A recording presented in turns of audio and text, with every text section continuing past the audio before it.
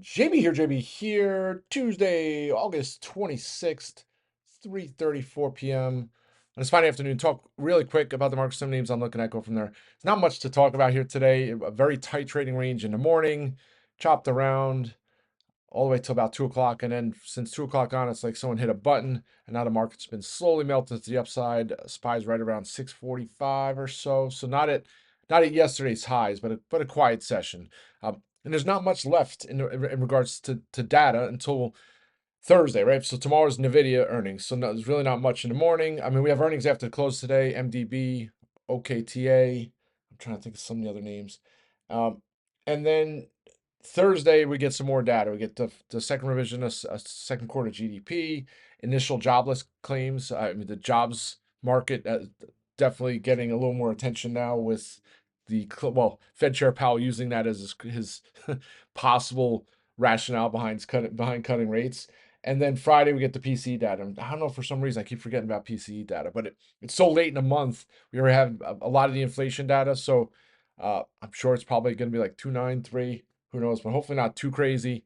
Yeah, and then we'll get into September. So that's kind of that. So just today, nice little chart, and I forget who posted this on FinTwit, but gosh, it's like every day you turn around, there's some other catalyst or some other recession concern or whatever. And typically like the housing market, right? Everybody likes to draw the parallels between 2008 and any year that makes sense for someone, right? Whoever's usually they're short or want to be short or just a perma bear or what have you. But no, I mean, this is a great chart. And of course, home prices go up. So if home prices go up, then you know uh it's going to distort this chart a little bit, but not much, because the amount of debt hasn't increased in lockstep. So you could say some of that is a function of people not buying, not people not selling uh, houses that had a lot of equity, right?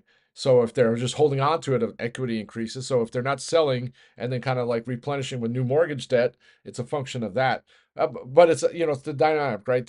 That we're in a higher rate environment, people aren't able to afford a house or what have you, and then the folks who do have the houses aren't going to move because unless they're downsizing, even that to find a lower rate, it just doesn't make sense. So that's kind of something. But like I always try to put things somewhat into context. But 30-year mortgage rates like 6.8 or whatever they are now, and then you go back to 2006, 2007, and I forget what site that's on, but it's like the rates were in the sixes then. So we only got down to lows 2014, 15 when 30-year mortgage rates were 4%, 3%. And of course, you go shorter term, 15 or whatever. It depends on how much put down, things like that. But my point is, it's like everybody always waving red flags. Usually, it's about the amount of margin debt in regards to the market, right? How much leverage people are using, and similar to the home market, it's like the same thing.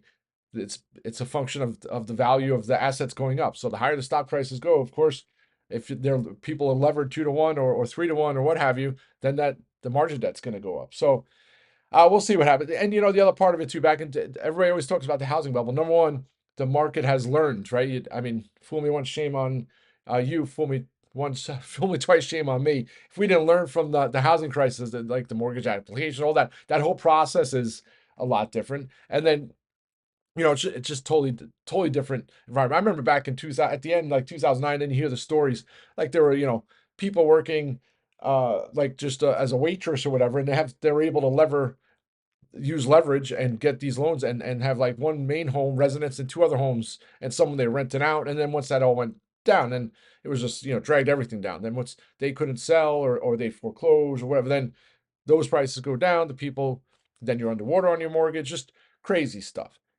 I always try to keep things somewhat in context. So when I see something like this, it kind of gives me like not an aha. And so the data is not even 2025. So I mean, it's still older data, but at least kind of gives you a little more just an easy visual to say, okay, well, things aren't too bad, right? I mean, if rates soar and people still aren't buying, I mean, that maybe some of the economy gets a little warped or distorted. But all right, so that's kind of that. Taking a look at the market again, tight trading range in the morning, little ramp at 2 o'clock, and we're setting them a little mini bull flag on the SPY. I would expect more chop tomorrow. and then Nvidia. And now there's some chatter in the afternoon. One headline I read I think it was Wall Street Journal, one of them. People are overlooking AI earnings and talking more about what's going on with the Fed. I don't think anyone's overlooking that, or maybe it was the reverse, right? Uh, Definitely going to be a big report, and you got to hope it's a beat and raise. And I think even if it's a beat and raise, the stock might trade flat. It's got to be like a monster knock your socks off report, which they've done, right? They've been hit, at least the last couple. Well, for quite. All right, so that's overall market. So quick on individual names. It's one of those days.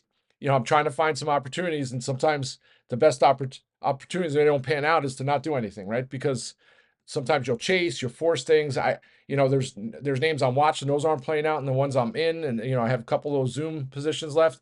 The it pitter pattered at the open, and you still had a bullish analyst op in this morning or later today, and still hasn't done much. So I'll just continue to hold the last of those. But SERV Robotics holding 10, and actually like at 145 or so, it's like I was looking if there was some kind of catalyst upgrade or someone, some FinTwit account, whatever, did some because the stock took off, some strong volume. So all the way up to 1027, bounce around here. Still like this one. Never wrong, never wrong, just early, right? Is that how the saying goes? But I don't want to be in the spot where this takes off, and I didn't add some inexpensive strikes, so continue like this one for upside. MDB reports after the close today, and I put it on the watch list this morning. I don't want to. The premiums are insane, right? So, I think is it a 15% implied move? I just put it up before. $33.58 implied move, 15.6%. So, uh, if you're selling premium, that's great. I mean, but who knows? If you take a look at the history of MDB, and I don't know if I have the last 8 reports, I think I do somewhere. It's a very volatile, high beta name, right? So it tends to have some wild swings up and down for earnings. Let's see what it's done. Yeah, last report up 12%. The quarter before down 26. The quarter before that up 6, down 16. The quarter before that up 18. The quarter before that down 23%. So I mean, just 5 quarters, just those 5 quarters have seen move probably an average about 16, 17%. So that 15 point whatever XX percent makes sense. But to me, that makes it almost unplayable. And I was looking earlier. I'm like, well, do I think if it's a monster report, does it trade up to 280? The 280s are $1. Stock's at 214. So it's 280 with 3 days to expiration. So I'll be watching tomorrow. Maybe there'll be some opportunities. Um, and then you look today too. ServiceNow was getting smoked. I wouldn't even call it smoked, but down another 2.4%. And there's nothing that you can see. Microsoft, yeah. So the software side of things is the cloud area too going to be weak. So I'll probably just stay away from that. All right. So then just other names here. Pool, another lackluster session. Probably needs a kick in the pants. Actually, it's right at lows here, but it's not even down a percent. It's not the most liquid name. Still plenty of time on those strikes. Uh, the marijuana pot names were going bonkers at the open and pulled back into the late morning and then started to bounce again. CGC is up 1.7%. IPR almost up to 56 this morning.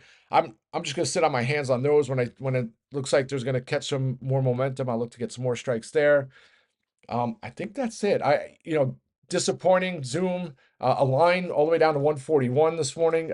This afternoon it's actually hitting low. It's like there's no buyers today. It's just slowly melting like a stick of butter out in the hot sunshine. Uh, Still like this one for a bounce at some point. Just I don't have my daily chart up here. Why don't I have my daily chart? 149.75, 150 on Friday, 149.75 yesterday, and then the 3% pullback, just disappointing. I think that's it, folks. Let's have a great day. I'll be back on audio later. Rock and roll.